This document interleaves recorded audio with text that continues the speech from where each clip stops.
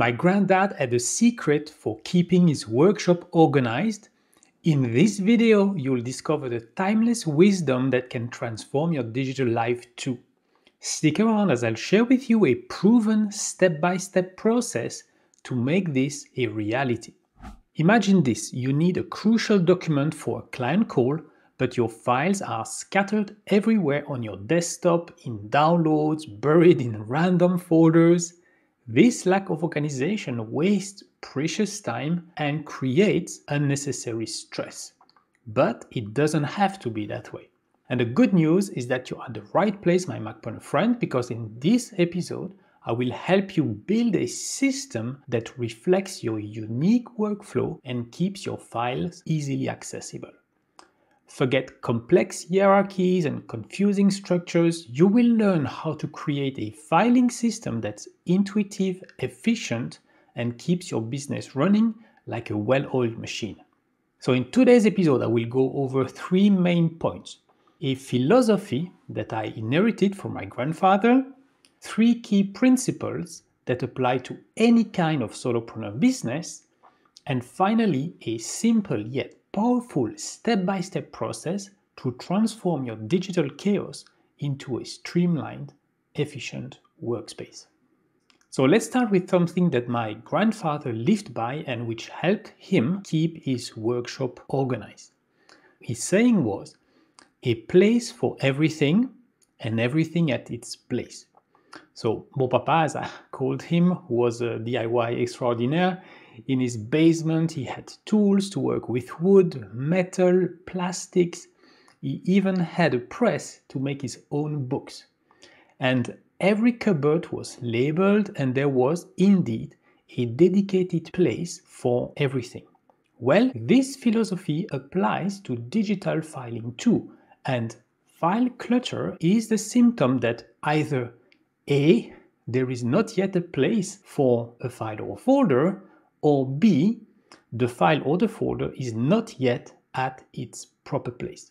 In this episode, I will focus on helping you put in place an effective file structure or improve upon your existing one. So if you already have a robust file organization structure in place, but you need help automating file management, then I recommend checking out the last 3 episodes of Season 2 available at macpreneur.com/season and the number 2.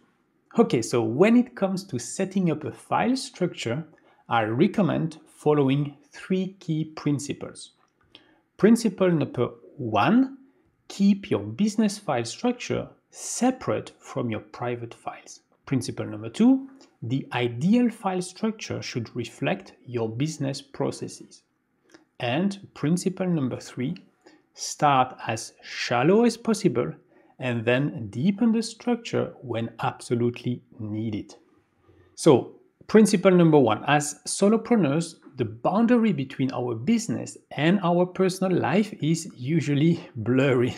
So it's natural to be dealing with both kinds of files on our main computer, but by having 2 distinct places for our business files and the private ones, it will help you keep your digital life better organized. Now, there are 2 main strategies to achieve that. Either A, having 2 separate main folders accessible within the same cloud storage account, or B, having 2 separate cloud storage accounts, one for personal files and the other for business ones. Personally, I prefer and recommend the second strategy because it's much more secure, even though it means dealing with 2 separate accounts. Principle number 2, the best organization system is the one that reflects the way that your business is structured or the way that you serve your clients.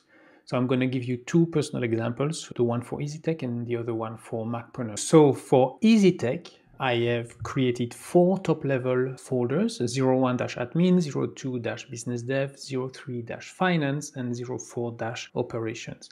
It came about because it was mimicking the building of my business.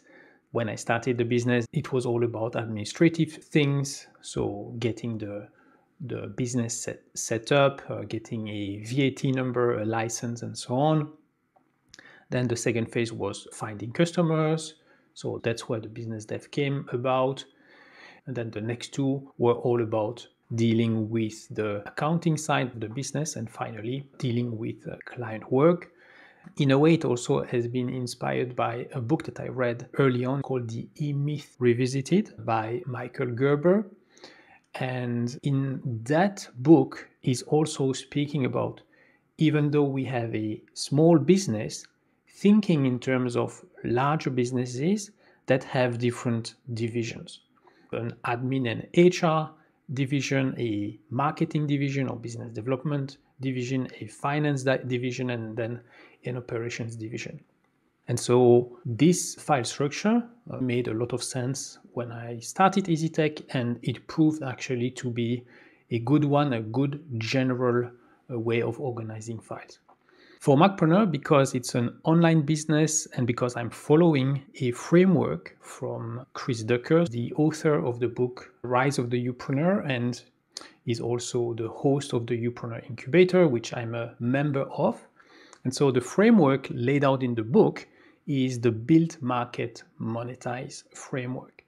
And so to organize the files related to Macpreneur, I've decided to reuse these three top-level folders. So I have a top-level folder called 01-build, another one called 02-market, and the third one is 03-monetize.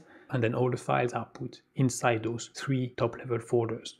And then principle number 3, start as shallow as possible and deepen the structure when absolutely needed. For instance, inside the 04-operations folder, I started with a folder client and a folder tech. But over time, both those folders grew more and more. So after a while, I decided to split the client folder into two, one called B2B and the other one called B2C. And then I started moving stuff around so that it would be easier for me to find the files related to my clients. Same thing with the tech folder. At one point, it got split into two, a devices folder and then a tools folder. Okay, so the question is, how can we transition from our current file structure to a better one? So to help you with that, here's a step-by-step process that I have implemented successfully with a few of my Solopreneur clients.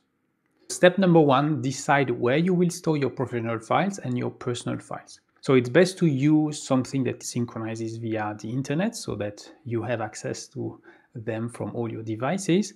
At the same time, make sure that the solution that you choose is compliant with any regulation that your business is subject to. So in Europe, it would be GDPR.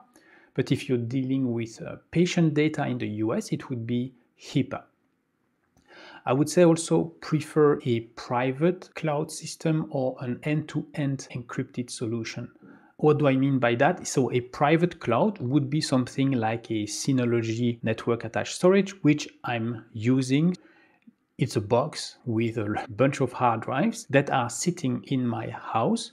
And so because I'm living in Luxembourg, I know that the data for my clients and my business are residing in Europe, but there are also end-to-end encrypted options. So what does it mean? It means that the data that is on any device gets encrypted and only the devices that you control have the keys to decrypt the data.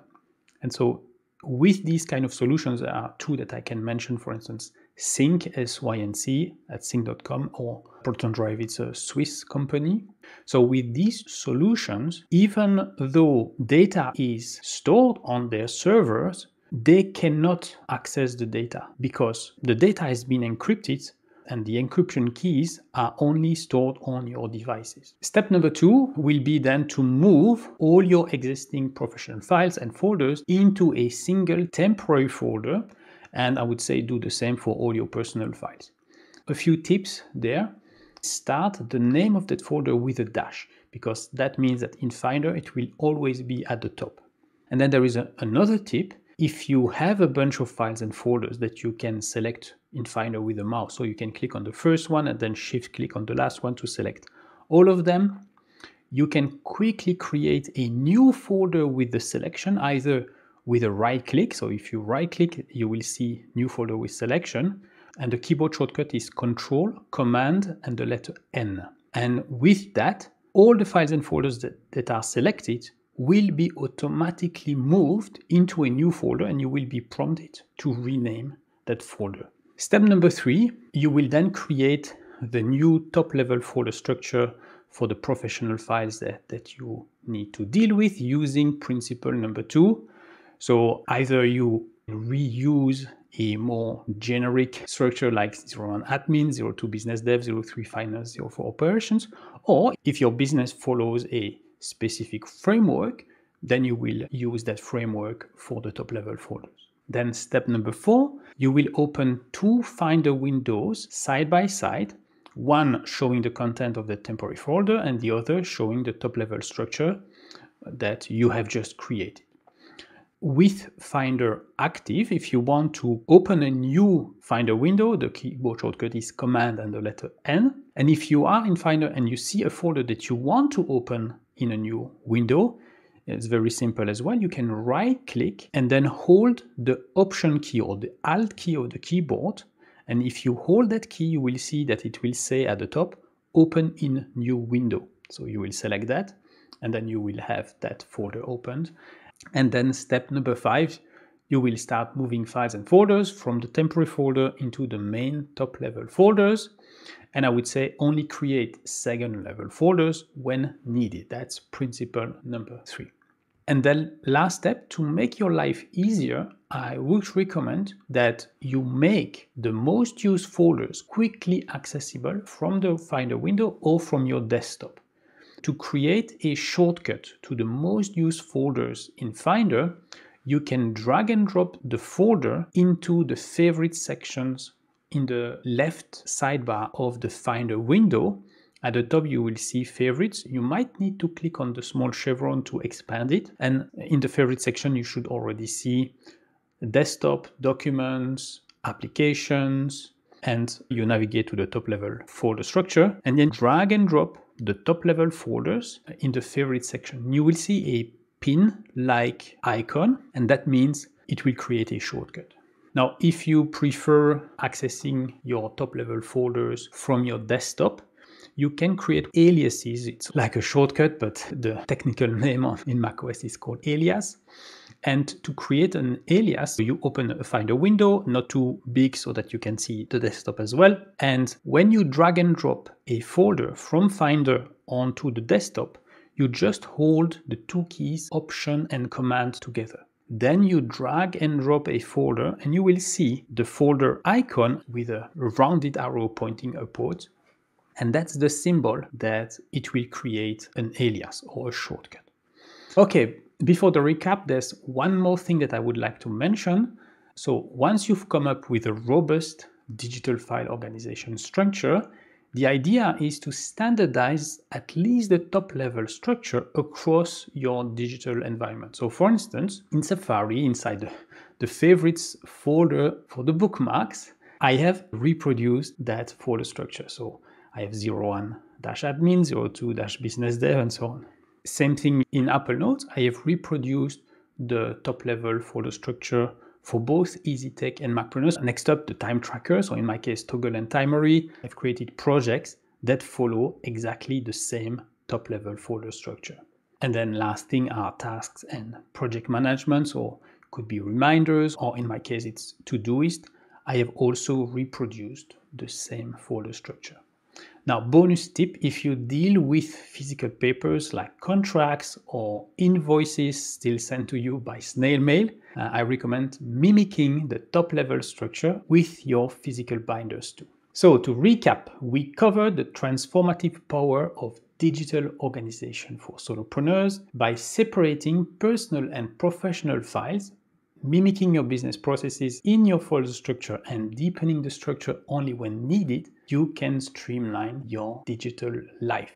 And here is what I suggest doing before the next episode. First, reflect about whether there's really a place for every file in your business. And if not, follow the proposed 6-step process using the 3 key principles.